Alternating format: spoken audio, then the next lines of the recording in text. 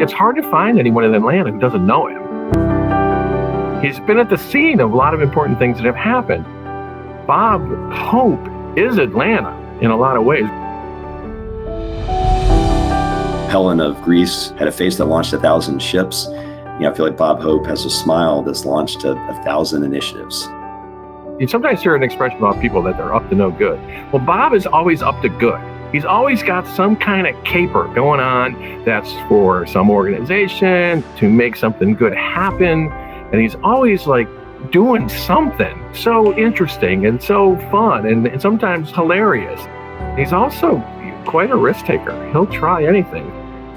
Bob is one of the most creative people I've ever met, starting the Silver Bullets, the women's baseball team, to working with the Women's Sports Foundation and his involvement there. When I was born, he worked at the Braves, so we grew up going to the ballpark and to spring training and grew up around all the players.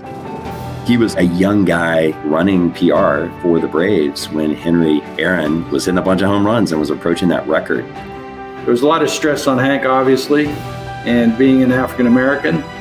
During Hank's great run to beat Babe Ruth's record, Bob was behind the scenes, making sure that Hank could focus on baseball. So he was a great help with the Aaron family, and most importantly, Hank. Bob seizes moments. He is a doer. He jumps on it and makes it happen.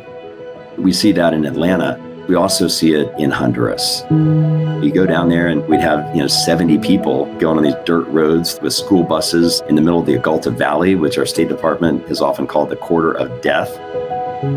We were brought together because of Bob Hope. Probably the biggest thing that my dad enjoys most in his life right now are his grandchildren. He has always had a special bond with all of them. If you have ever met him, you have probably heard all about all 4 of his grandchildren. Nate loves his pop. He's his best buddy, according to Nate. I always ask him if they look alike, and Nate says no because I'm not bald. But they kind of do. As Dad does, he has jumped into supporting our Down syndrome community full force. He doesn't halfway do anything, and I think in this case, it has been no different. He's one of the most giving and caring people I've ever met in my life.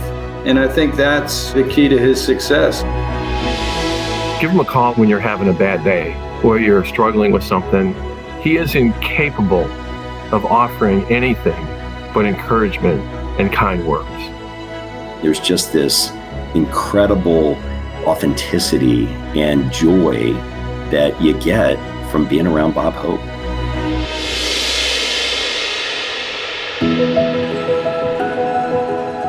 Bob is the kind of guy that really transcends generations, connecting with people because he just cares.